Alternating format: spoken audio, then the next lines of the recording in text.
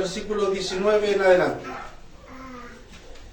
Hechos capítulo 11, versículo 19 en adelante.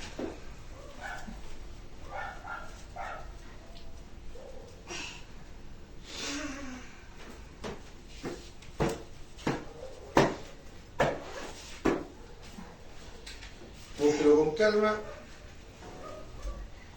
Estemos ahí mientras vemos la leerlo todos juntos, unánimes. Vamos a leer del versículo 19 al 26. ¿Ya? Versículo 19 al 26.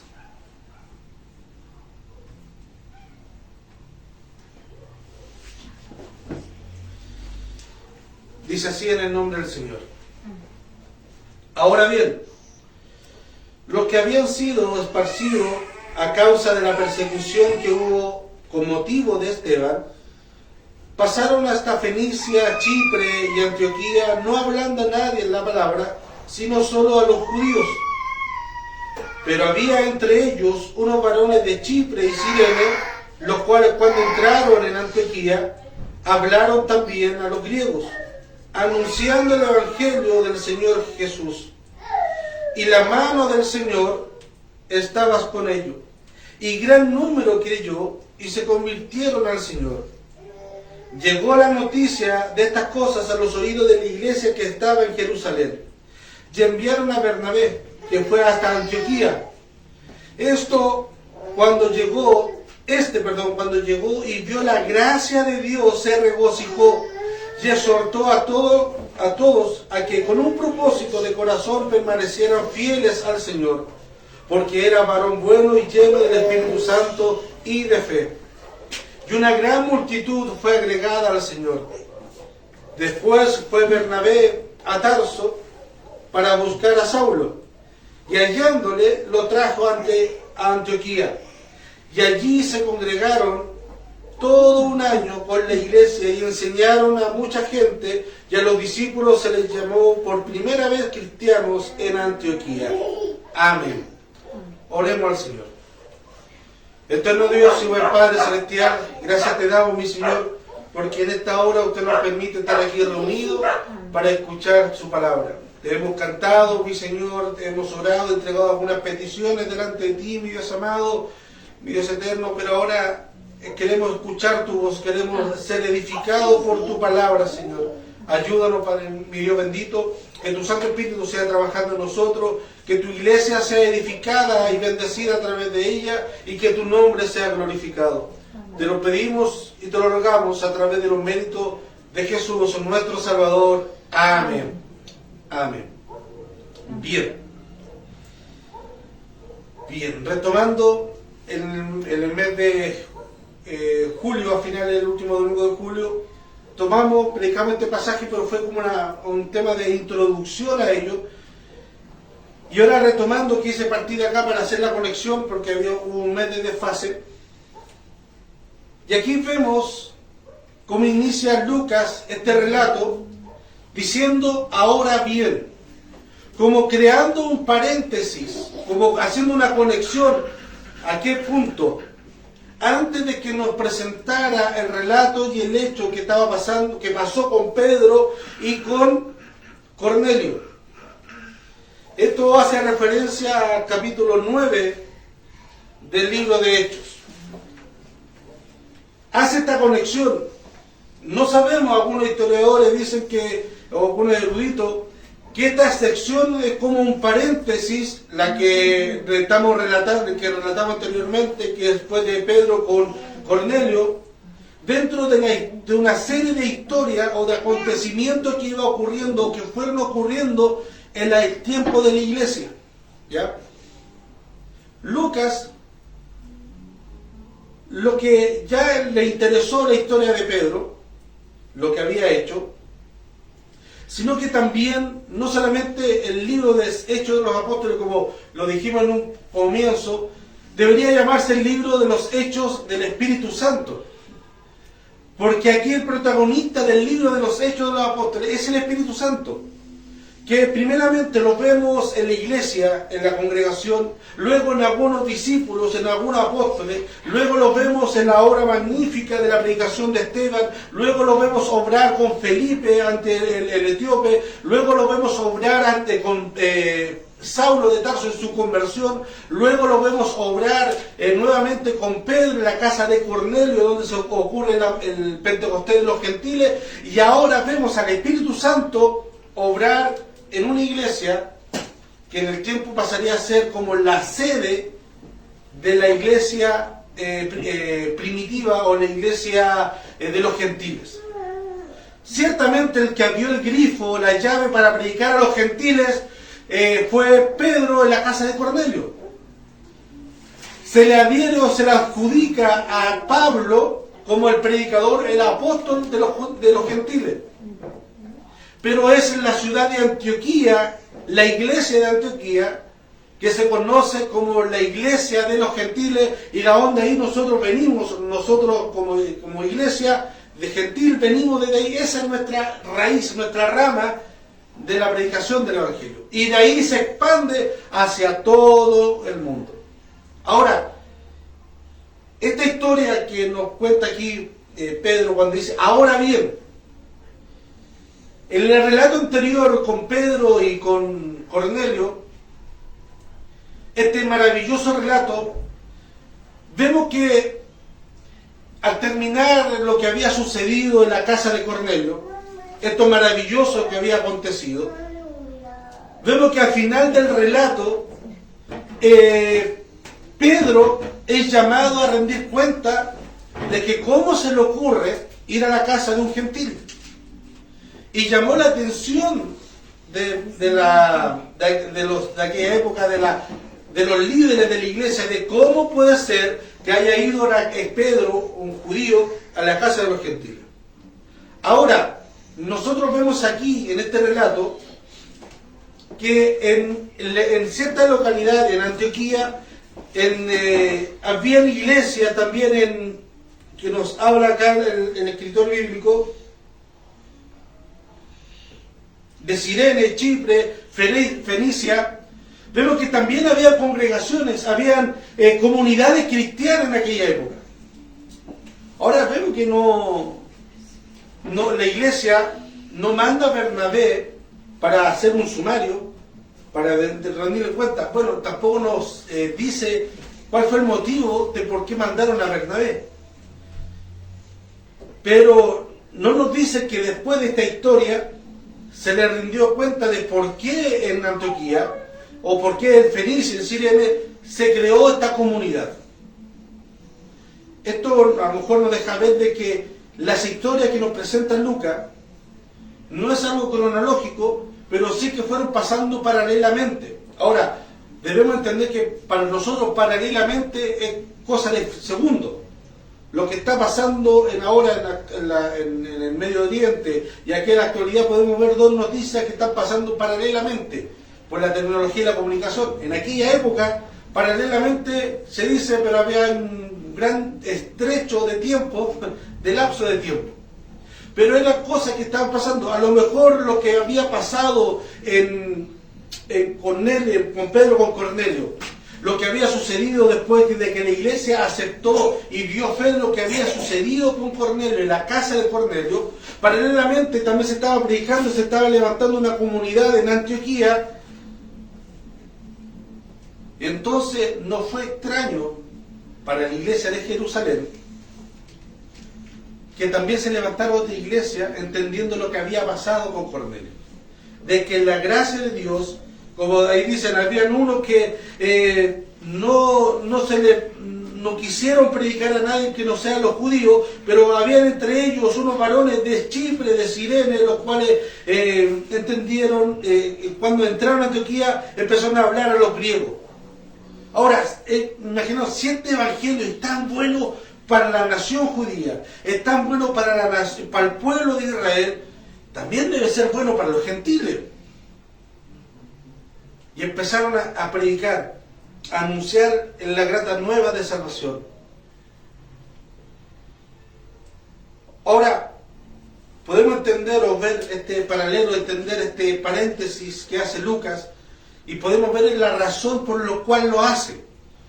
Porque si hubiese contado primeramente que en Antioquía se levantó la iglesia, que unos varones de Chipre y Cirene predicaron y se levantó la comunidad, y no hubo problema en Jerusalén pidiéndole cuenta, y después relata el hecho del Pedro y Cornelio, donde sí la iglesia le pidió cuenta de lo que había sucedido, habría como un conflicto. Bueno, ¿qué es lo que es primero? ¿Qué es lo que pasó aquí, Lucas?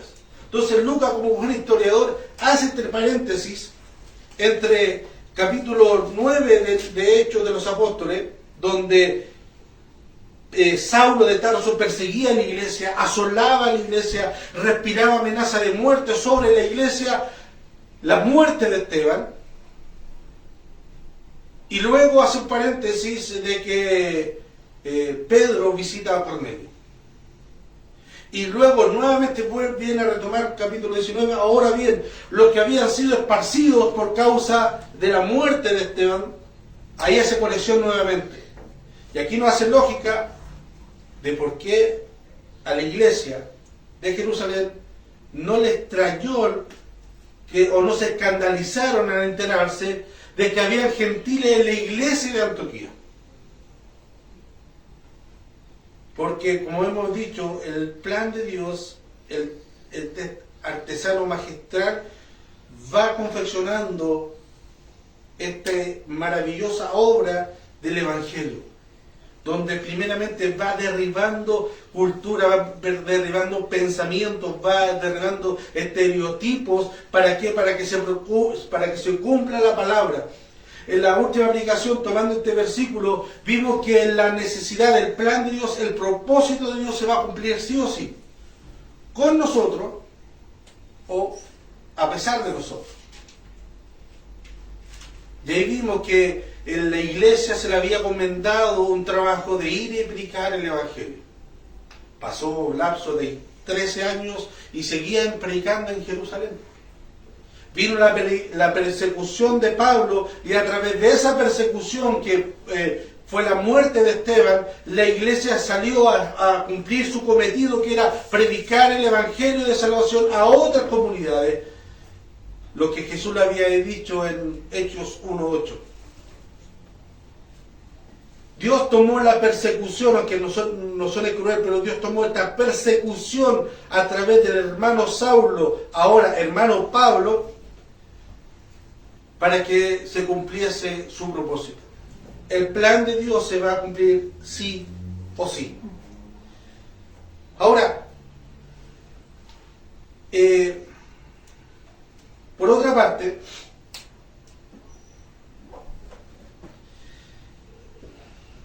debemos entender los hechos o la obra del Espíritu Santo, que estaba actuando en esa dirección a través de varios acontecimientos. Volvemos a recalcar, el personaje principal aquí, en este libro, es el Espíritu Santo, que trabaja, que él fue el que puso el motor inicial en el capítulo 1. Él estaba actuando en varios frentes, varios acontecimientos. Mire, la conversión del eunuco por Felipe, Cornelio y la salvación, la conversión de Cornelio y lo suyo a través de Pedro. Y ahora, la fundación de una iglesia de origen gentil en Antioquía por hermanos en él. No hay mayor relato de quién lo hizo. No hay mayor relato de quién fueron nuestros hermanos que predicó en Antioquía. Y Antioquía era una ciudad muy importante en el Imperio Romano. Era la tercera ciudad importante en el Imperio Romano.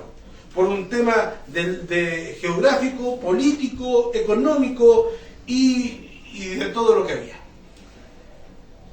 Un comentarista, Jürgen Rolf, dice: difícilmente se puede imaginar una contraposición tan tajante como la que se tuvo que producir entre este ambiente intelectual abierto y polifacético y la mentalidad de Jerusalén, con su tendencia al aislamiento y con su creciente estrechez de mirada nacionalista.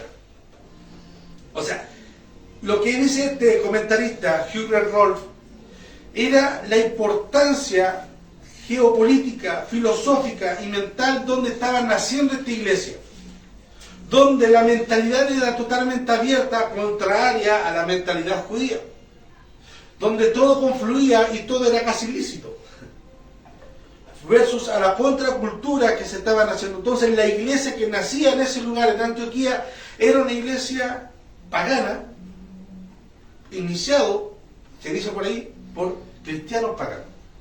¿Ya? Ahora, la historia de Lucas nos narra en lo que acabamos de leer, indica que a raíz de la muerte de Esteban ellos huyeron y algunos fueron a Antioquía y a Fenice. Ahora, Fenice y Chipre aparecen en el relato en ciertos lugares, en ciertos momentos, donde si podemos hacer una trazabilidad de estas ciudades, de estas localidades, podemos llegar hasta el mismo Pentecostés, capítulo 2. Porque dice que había gente de Chipre y de Fenice. Lo más probable que pasado, ya aquí estamos hablando de un lapso de tiempo desde el Pentecostés capítulo 2 a capítulo 11, estamos hablando de un lapso de tiempo de 13 años. Lo más probable es que muchos cristianos, judíos o gentiles que tuvieron el Pentecostés fueron hacia localidades de Fenice y Chipre y empezaron a predicar. Empezaron a predicar primeramente en sus hogares, a sus seres queridos, a su familia, y luego abiertamente hacia afuera. Y se fue conformando la comunidad cristiana en ese lugar. Ahora, en todo esto,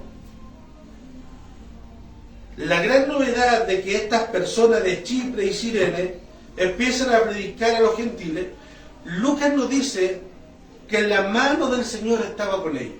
Y cuando fue Bernabé a ver lo que estaba pasando, vio la gracia de Dios. Ahora, aquí cabe la pregunta, y ya vamos a ir entrando como al tema de la central de esta predicación. Cuando uno lee esta frase, por lo menos yo la leo, cuando dice que Bernabé vio la gracia de Dios y que la mano de Dios estaba sobre ellos, ¿a qué se pudo haber referido Bernabé? A decir, yo vi la gracia de Dios sobre ellos. Vio la gracia de Dios en estos hombres gentiles. ¿Qué es lo que vio ahí?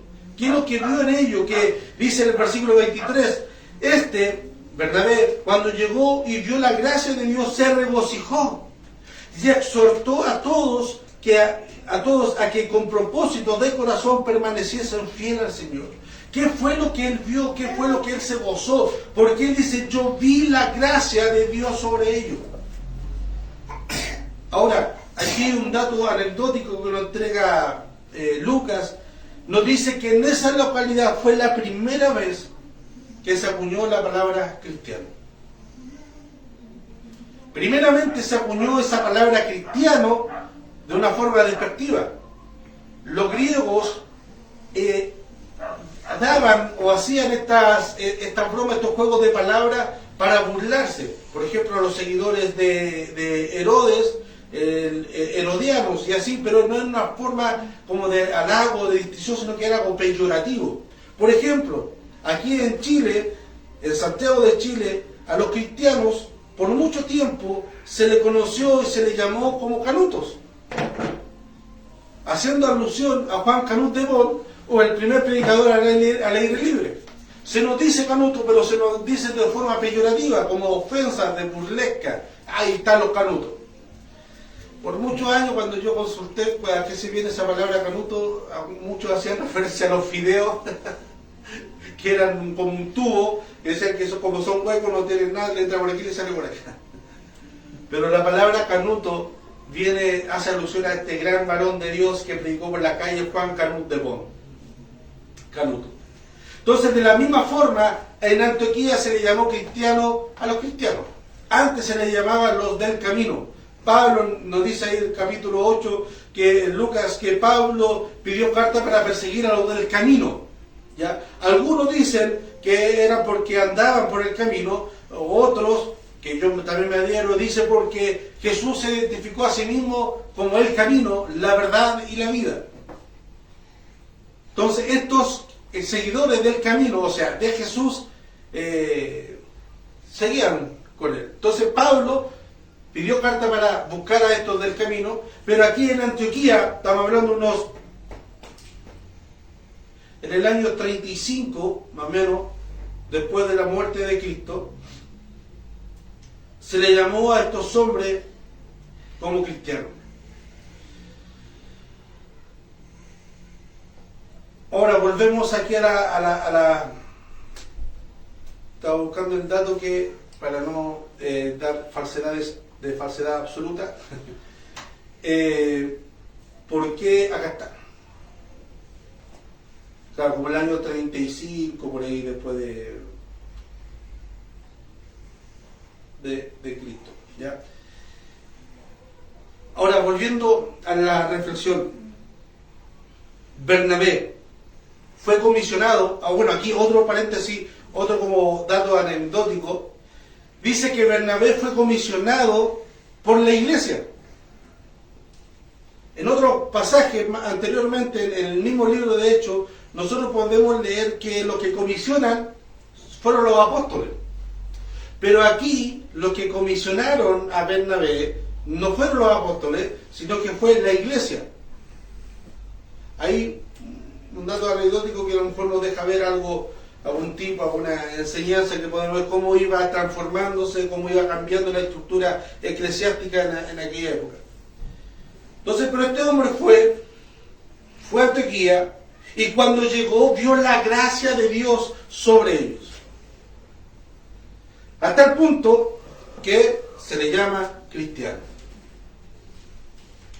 Ahora, ¿qué es lo que significa la palabra cristiano? ¿Ya? Bueno, hay muchos pasajes, muchas teorías, muchas historias de que por qué se le llamaron o se le pusieron cristianos aquí en esta localidad. Algunas de las teorías más plausibles o más cercanas, bueno, pues partamos de todo que cristiano no fue como un halago, como decir, este es seguidor de Cristo, qué bonito es cristiano, no, sino que fue como burla, ya, como peyorativo. Pero ya teniendo esa base, algunos dicen que la palabra cristiano viene de la raíz como esclavo de Cristo, o pequeños cristos, o imágenes de Cristo, o seguidores de Cristo. O sea, todo hace alusión a reflejar a Cristo. Todo hace alusión a ello. ¿Ya? Todo hace alusión a que estos hombres vivían la vida de Cristo, se identificaban con Cristo, eran seguidores, no solamente de seguidores como fan de que hoy en día muchas veces conocemos de que son fan. Por ejemplo, yo soy, se me preguntan un equipo, ¿qué equipo eres tú? De Colo Colo. Ahora, pregúnteme un nombre de un jugador actual de Colo Colo, no sé ninguna, la formación tampoco, no tengo ni idea quién es el técnico, no tengo idea cuándo juegan, a dónde juegan, si están en la Libertadores, no están, si van ganando, en qué posición, no tengo ni la mayor idea. No me interesa. Pero si a mí me preguntan qué equipo, dentro de todos los que hay, me gusta el Colo. Pero seguidor de Colo Colo no soy. Seguidor del fútbol tampoco soy. No solamente alguien decir de que es seguidor de algo lo hace inmediatamente un seguidor genuino. Actualmente tenemos esta contradicción. Nosotros nos llamamos hermanos, ¿cierto? Nosotros nos llamamos hermanos. Nosotros, todos dicen, por ejemplo, todos dicen que soy cristiano. Todos dicen que somos cristianos, ¿cierto?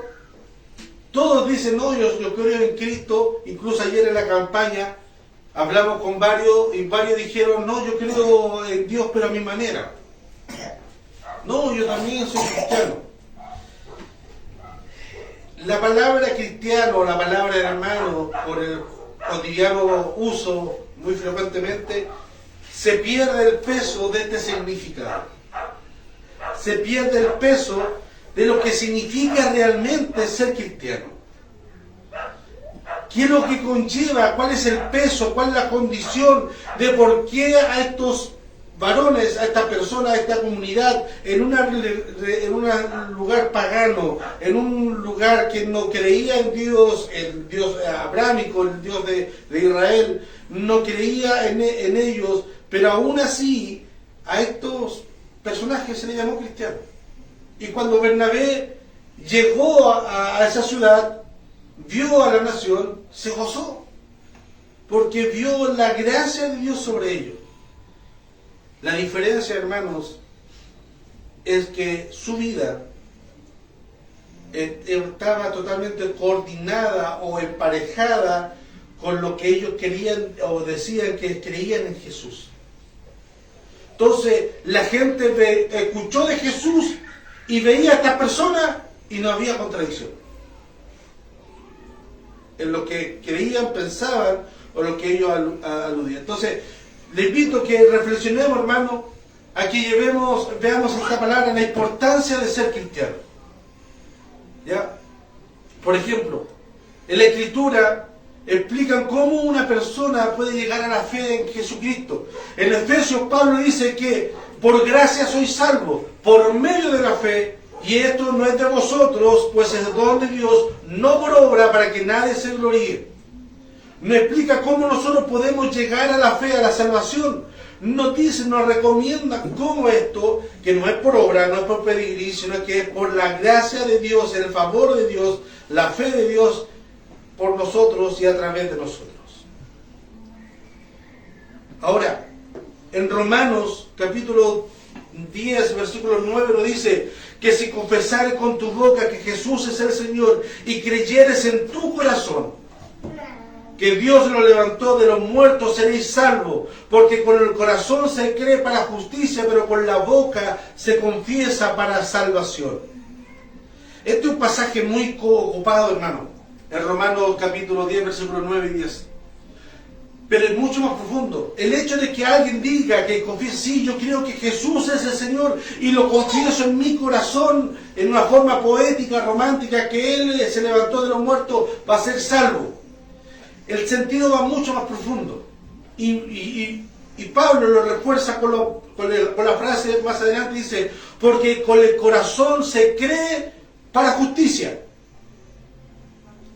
Pero no está hablando del corazón de este sentido romántico o poético, sino que está hablando de la base de la conmovisión, cómo nosotros vivimos nuestro día a día, cómo conformamos nuestra esencia, nuestra forma de actuar, nuestra forma de pensar, nuestra forma de reaccionar, cómo nosotros vivimos, cómo nosotros caminamos, cómo nosotros nos desenvolvemos día a día. Esa es la base del corazón. Si tú crees en algo, todo tu ser o toda tu vida va a girar en torno a eso. Toda tu existencia, ¿por qué? Porque estás arraigado, cimentado en la base de tu corazón. Tu cosmovisión va a ser cambiada. Por ejemplo, yo puedo decir aquí, no, yo amo y creo en la vida sana y en el ejercicio. Pero usted me ve mi físico, hay una clara contradicción en ello. Yo creo en Dios, yo creo en Cristo. Sí, pero tu vida no refleja eso. Porque ellos lo creen en una forma poética, en una forma romántica, pero no lo creen en el corazón, donde cambian mis actitudes, mis pensamientos. Y eso es lo que se refiere Pablo en Romanos 10. Si confesares con tu boca que Jesús es el Señor y creyeres en tu corazón, o sea, todo lo que tú dices, haces, tiene que estar cimentado en tus convicciones. Entonces es mucho más profundo. Pablo también en 1 Corintios 15:3 dice que este mensaje que Jesús ha resucitado es nuestra importancia, porque si nosotros no creemos que Jesús resucitó, Él dice, vana es nuestra esperanza. Y todavía andamos y estamos en nuestro pecado. Pablo en Romanos 8 dice, si alguno no tiene el Espíritu de Cristo, no es de Él. Y el Espíritu mismo da testimonio a nuestro espíritu de que somos hijos de Dios.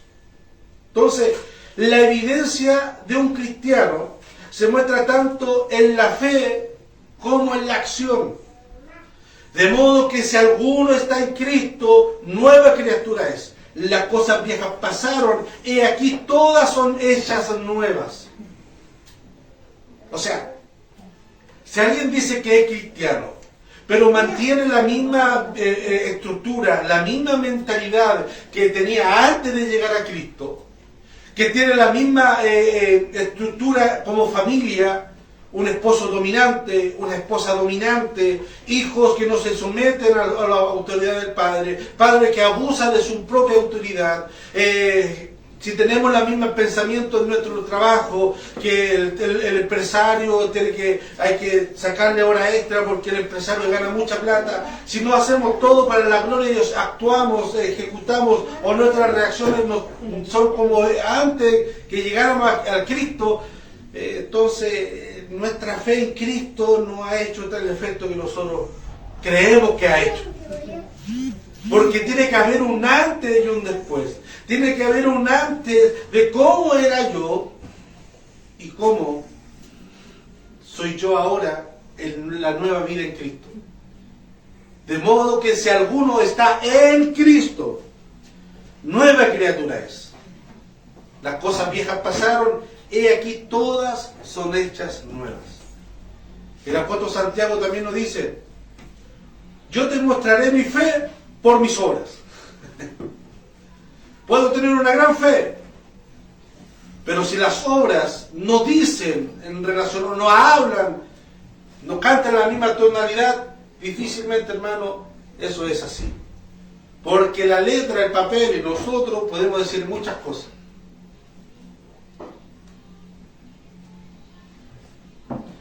Pero lo que nosotros hacemos nos muestra la evidencia, como dijo un predicador antiguo, lo que nosotros hablamos muestra la evidencia de quién es nuestro amo.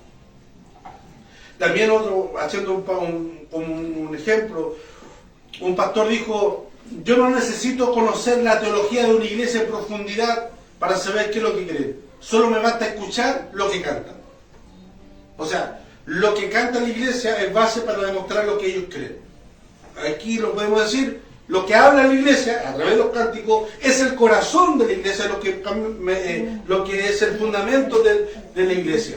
Así igualmente nosotros, lo que hablamos, lo que decimos, demuestran cuáles son nuestras convicciones en nuestro corazón. Jesús le dijo de esta manera, yo soy la luz del mundo, y el que me sigue no andará en tinieblas, sino que tendrá la luz de la vida. Entonces un verdadero cristiano mostrará su fe por la forma en que vive. Ahora, a pesar de la gran verdad, la gran variedad de creencias que hay debajo de esta palabra cristiano, y también de la facilidad que se ocupa o se otorga o se le da crédito a cualquiera, aquí, hermano, no estoy hablando de selectivo, mira, peyorativamente. No, pero que muchas veces nosotros vemos a una persona entrar a una iglesia y ya le decimos hermano o cristiano. Pero no es así, hermano. Ahora eso, ¿está mal decir eso? No, no está mal. Pero perdemos la liviandad. Perdemos el sentido en el cual nosotros nos congregamos. Y a la diestra y siniestra lanzamos y decimos, hermano, tú que estás ahí en tu casa. No, no es hermano. De la misma forma, por ejemplo, hoy día me entregaron un papelito en la feria y el papelito decía, Dios te necesita para que anuncies el Evangelio. La persona no sabía que yo era cristiana. Y si no fuera cristiana, ¿y por qué Dios me necesita a mí para anunciar su Evangelio? Creamos un sentido de importancia o de relevancia a personas que ni siquiera han reconocido que han pecado ante Dios. Dios no me necesita, aunque sea cristiano, Dios no me necesita para anunciar el Evangelio, pero Él desea que yo lo anuncie. Es muy distinto. Dios no anda ahí rogando como un necesitado, que por favor anuncia, predícame, no. Pero Él sí desea de que yo predique el Evangelio. Y por eso me llama, por eso me limpia, por eso me santifica, por eso nos congregamos, para que seamos edificados y en comunión, en gracia, ir edificando esta imagen y esta característica de ser cristiano. Bernabé, cuando fue a Antioquía, a una localidad pagana, construida a una iglesia donde la mayoría eran paganos o eran gentiles, era ahí se congregaban y eran cristianos, vio que la gracia de Dios estaba sobre ellos. O sea, lo que ellos estaban predicando de que Cristo vino, era el Hijo de Dios, era compaginable lo que ellos decían versus a lo que ellos vivían diariamente. Y eso, por eso Bernabé puede decir que él vio la gracia de Dios de ellos. Muchas veces nosotros queremos ver la gracia de Dios, la presencia de Dios con manifestaciones sobrenaturales. Lenguas, manifestación, sanidad, visiones angelicales, visiones, ya se me olvidó el nombre, pero visiones sobrenaturales, que se abran los cielos, un ángel, qué sé yo. No niego eso. Dios lo puede hacer, sí lo puede hacer. Los dones de la iglesia están vigentes, sí están vigentes para edificación. Pero la gracia de Dios que aquí apunta Bernabé, que él vio, no fue algo sobrenatural. Vio vidas transformadas por el Evangelio, y esa vida hablaban y daban testimonio de la gracia de Dios, del favor de Dios en medio de una nación pagana. Y eso es lo que Bernabé dice. Y cuando llegó, vio la gracia de Dios y se regocijó. No hay mayor gozo, hermano, de ver una congregación, hermanos, que viven, respiran el Evangelio, llaman el Evangelio. Porque por nuestra cultura hay una distorsión en cuanto al éxito. Por ejemplo, en el medio ministerial, en el movimiento pentecostal, si un pastor tiene mucha iglesia y crece muy rápido, lleva un año, 25, 30 personas, después 100, 200 personas, ese pastor es exitoso. Ese pastor ha sido fructífero, porque vemos la cantidad. Pero cuando vamos a algunos hermanos, o vamos a la vuelta del año, vemos que hay muchas caras nuevas. ¿Y qué pasó con la otra hermana? ¿Qué pasó con la gente que hace un año estaba y creció en esa iglesia? Algunos osadamente dicen, no, es que no eran parte de la iglesia. No eran maduros. Y eso se puede entender. Pero veamos en esta parte, quiero hacer esta comparación. Cuando uno postula a un trabajo, y este trabajo tiene mucha rotación de personal, ¿qué pasa cuando uno va y dice, no, o sea, que aquí siempre hay mucha rotación? ¿Qué nos da a entender eso? Que son mala paga, que son malos, la jefatura es mala, la empresa exige todo para ello y nos da para el trabajador, las condiciones no son necesarias o no son las óptimas para poder trabajar, y por eso los trabajadores se aburren fácilmente. O sea, que una empresa tenga alto índice de rotación laboral, hablan mal de la jerarquía de la empresa, ¿cierto? Ahora, una iglesia que tenga alto nivel de rotación de hermanos, habla mal también de eso. Habla más de la administración y también habla más de los hermanos, de la madurez. Entonces, el éxito no es cuánta cantidad tengo hoy día, cuánto hermano, cuánta membresía tengo hoy en día, sino más bien el éxito de cada pastor por el cual Dios lo va a premiar, Dios lo va a felicitar, es por cada iglesia, cada cristiano él pudo formar, plantar, cimentar y hacer crecer en comunidad, en gracia y en sabiduría ante Dios y ante los hombres. Ese es el verdadero éxito. Y como se lo he dicho muchas veces, mis hermanos, no me interesa tener mucha hermandad. Si tengo 10 o 50 años, que esos 10 sean, que crezcan y maduren en la fe, en la gracia del Señor. Eso para mí es éxito. Que los 5 que me dio el Señor, que los 10 que me dio el Señor, que me prestó el Señor en esta tierra para ministrar, para aconsejar, para predicar, que esos 5 sean maduros en la fe. Eso para mí es éxito. Y bíblicamente eso también es síntoma de éxito. Desafortunadamente, con el paso del tiempo, la palabra cristiano ha perdido mucho significado.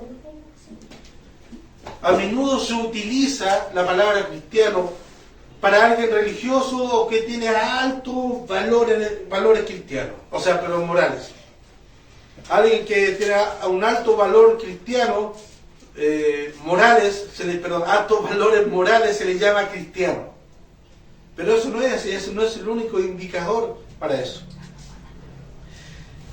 Como hemos visto, el lugar de un verdadero cristiano es un seguidor de Jesús, de su enseñanza, de lo que Él dijo, de lo que Él predicó, de lo que Él anunció. Un verdadero cristiano es una persona que ha puesto su fe y confianza en la persona de Jesús para vivir día a día y para su salvación. Él reconoce no solamente a un Salvador, sino que también a un Señor, mi Dios y mi Salvador, Señor mío y Dios mío. Reconoce que en la cruz murió Él y pagó todos sus pecados, los personales de cada uno de nosotros, y que resucitó al tercer día. Esa alabanza que cantábamos anteriormente, y por eso la quise colocar y la cantábamos hoy día, el credo. En esto creo Dios el Padre, Dios el Hijo, Dios el Espíritu Santo, que Él vendrá por nosotros, en nuestro credo, nuestra creencia. Descansa en eso. No descansa en lo que Dios puede hacer o si me puede responder mis peticiones. Él tiene el poder, tiene todo el poder, pero no descansa en eso. Nuestra esencia cristiana no descansa cuánta teología sabemos, cuántas sistemáticas sabemos o cuántas palabras rebuscadas conocemos. Paido bautista, credo bautista, supralazariano o cualquier otra cosa, palabra teológica, no descansa en eso nuestra posición como cristiano. Nuestra posición y nuestra credencial de ser cristiano descansa en cuánto conocemos de la vida de Cristo, y esa vida de Cristo, cuánto está impregnado en nosotros. Nuestro conocimiento nosotros lo podemos ver en el día a día, pero nuestras convicciones nosotros lo podemos ver cuando estamos solos, cuando nos enfrentamos a nuestra soledad y nuestras convicciones nos manejan. Ya para ir terminando, en primera de Juan, capítulo 2, versículo 4 al 10, podemos leer lo siguiente. El que dice, yo le conozco, y no guarda sus mandamientos, el tal es mentiroso. Ya la verdad no está en él, y la verdad no está en él. Pero el que guarda sus palabras, este es verdaderamente el amor de Dios se ha perfeccionado. Por esto sabemos que estamos en Él. El que dice que permanece en Él debe andar como Él anduvo. ¿Notaron esa cláusula? El que dice que está en Él o que permanece en Él debe andar como Él anduvo. Hermanos, versículo 7. No os escribo mandamiento nuevo, sino el mandamiento antiguo que habéis tenido desde el principio. Este mandamiento antiguo es la palabra que habéis oído desde el principio. Sin embargo, os escribo un mandamiento nuevo, que es verdadero en Él y en nosotros, porque las tinieblas van pasando y la luz verdadera ya alumbra. El que dice que está en la luz y aborrece a su hermano, este todavía está en tinieblas. El que ama a su hermano permanece en la luz, y en él no hay tropiezo. Pero el que aborrece a su hermano está en tinieblas, y anda en tinieblas y no sabe a dónde va, porque las tinieblas le han cegado sus ojos. La palabra cristiano, que se acuñó por primera vez en Antioquía, por allá por el año 35, 45, se le llamó así cristiano de una forma peyorativa, pero que condecía a que estos hombres, estos personajes anónimos, que no se nos da el nombre, no se nos da de dónde, quién eran, cuánto tiempo estuvieron, de dónde vinieron, cuál fue su profesión o su permanencia, si estuvieron en la cúspide entre los apóstoles, el avivamiento, no nos dice nada de ello, pero sí nos dice algo muy importante y relevante. Lo que ellos creían era lo mismo que lo que ellos vivían. Lo que ellos decían ser cristianos, seguidores de Jesús, era verdad. Y la gente, en forma de burla, les llamó cristianos. ¿Por qué? Porque eran seguidores de Cristo, eran imágenes de Cristo, eran el espejo de Cristo, eran Cristo pequeño, el término que usted quiera ponerle, pero reflejaban a Cristo y era verdad, no era mentira. No solamente lo decían por decir, sino que sus hechos hablaban de lo que ellos creían. Y por eso le pusieron cristianos. Y por eso Bernabé dice que cuando él llegó, vio la gracia de Dios sobre ellos y la mano de Dios estaba con ellos. Porque eran vidas transformadas, eran vidas genuinas a la labor y a la función de nuestro Salvador. Amén. Que el Señor nos ayude, mis hermanos. Nos ayude a nosotros a ser verdaderos cristianos.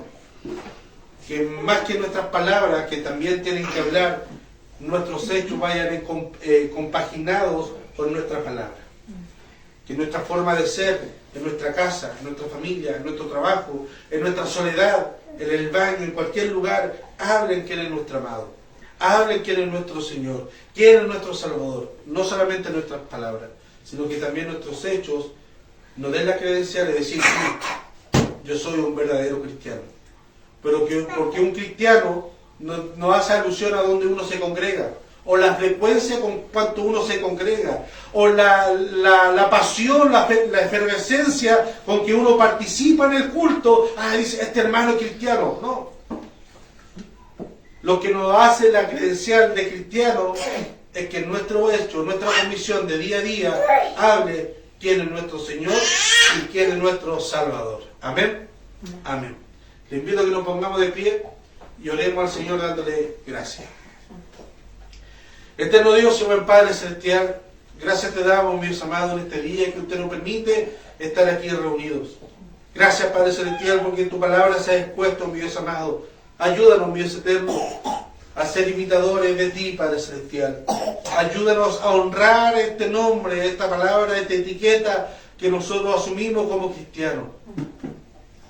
Hay una historia, mi Dios amado, que Alejandro Magno fue a visitar a su cuartel. Los que estaban haciendo guardia, empezó a hacer ronda entre los que estaban haciendo guardia de noche. Y llegó a un punto de la guardia donde el soldado estaba durmiendo.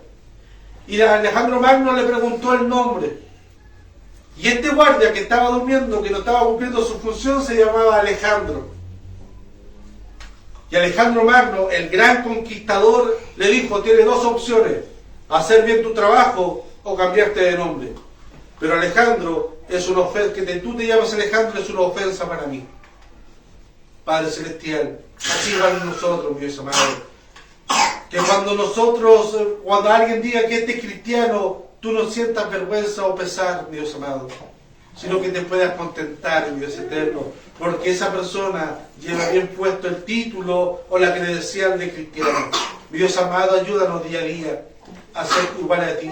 Ayúdanos a imitar, a amar lo que tú amas, a odiar lo que tú odias, mi Dios amado. Ayúdanos a mirar con tus ojos, a pensar con tu mente, a hablar con tus labios, a extender la mano, mi Dios amado, como tú la extendías, por amor y misericordia, Padre Celestial. Te lo rogamos a través de Jesús, nuestro Salvador. Amén y amén.